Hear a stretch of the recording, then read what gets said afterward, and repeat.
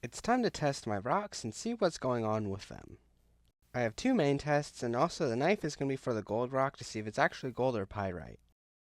Here are some of the rocks I'll be testing. Some of these guys you will remember, and some of them they're new rocks they've never seen before. Help me! I still have Fred, by the way. There are definitely quite a few fragments of what I believe is gold within this rock. They have a golden shining hue to them. It's time to do the test to find out if it's pyrite or if it's actually gold. This gold speck is within a little crevice that I can't really get all that well. Don't worry, I tried the other gold specks off camera and they didn't break, nothing shattered, and it didn't really go into pieces, so it's definitely some sort of gold. Now, it's not worth anything because it's too little and not enough gold, but it's still cool. It's just neat, I guess. Next up, it's time to try the black light. Honestly, not too much showed here, however, the cleavage planes were still visible. Cleavage planes are the shiny reflective surfaces of rocks. This rock is a really good example to show you what cleavage planes look like. Here's how the cleavage planes look now with the black light. However, it's not too much different, it just kind of gives like a purple sheen since that's how the light looks, but it's nothing too special. Here's a new rock that I have not shown before. This rock has weird elongated black minerals that go throughout the rock. This rock is covered in them, and I really like how they look, and they do flash light. It's just kind of hard to get on camera. Here's another new rock I've not shown before. On the outside, the rock is completely boring, but when I broke it open on accident, I realized how cool this rock looks. This rock has some sort of like crystallization going on with the white crystals, and over here you can't really see it, but there's a whole bunch of other lined minerals. It's just they're a lot smaller and harder to see. It's time to do the magnetic test. Now I tried it with this bigger magnet, but it just didn't work. However, the smaller and more powerful magnet should do the trick. These are my semi and magnetic rocks. They either attract it completely or they at least make it move a little bit.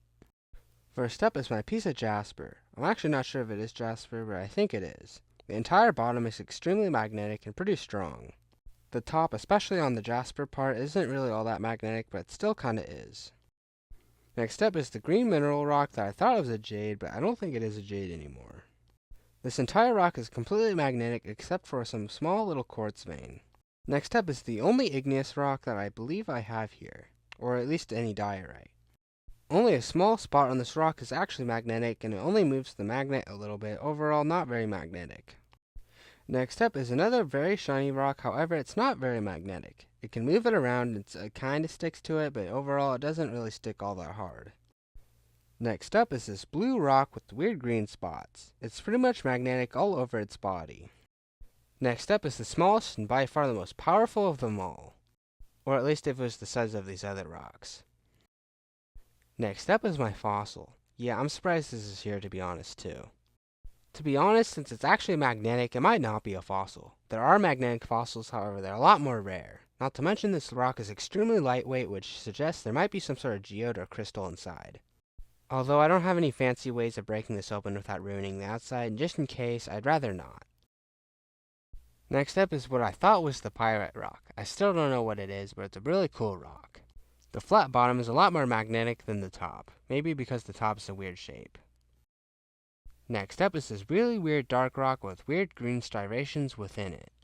I thought it was a fossil when I first got it, but clearly it's not. It's also quite magnetic. And finally is this big rock that I broke open.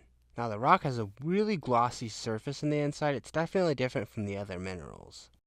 This part of the rock isn't very magnetic, I'm gonna be honest. However, the other parts are definitely quite a bit more magnetic. Maybe because they're made from a different material.